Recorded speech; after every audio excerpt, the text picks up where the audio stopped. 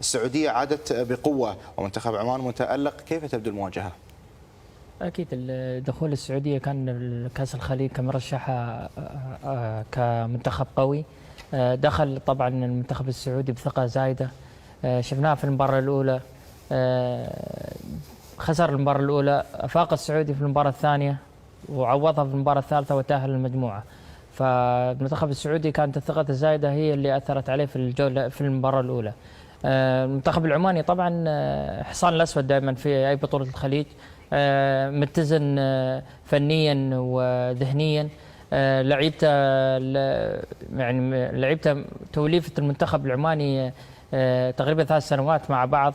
طبعا رغم وجود المدرب الوطني المتواجد يمكن فترة قصيرة مسك فيها المنتخب، لكن أثبت نفسه ووجوده في البطولة هذه وتأهل للأدوار الثانية.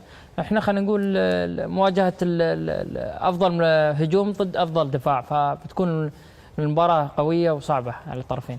نتحدث عن المواجهة الأخرى المرتقبة، المنتخب الكويتي متسلح بعمل الأرض والجمهور يواجه أحد أهم منتخبات وأفضلهم حاليا في هذه النسخة، المنتخب البحريني. كيف سترسم ملامح هذه المواجهة برأيك؟ أكيد مباراة قوية من الطرفين. لو شفنا نتائجهم في الأدوار الأولى، المنتخب البحريني كأفضل هجوم وكلاعبين 5 سنوات مع بعض ومدرب له سي في قوي.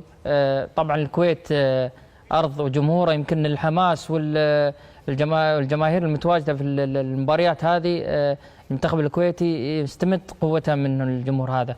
فالمباراة هذه بتكون جدا صعبة، والفريقين كانوا مرشحين أن يوصلون للمباراة النهائية، لكن المواجهة هذه صعب التكهن فيها. فأتوقع أن يعني توصل المراحل متأخرة في الدقائق أو تذهب إلى ضربة ترجيح.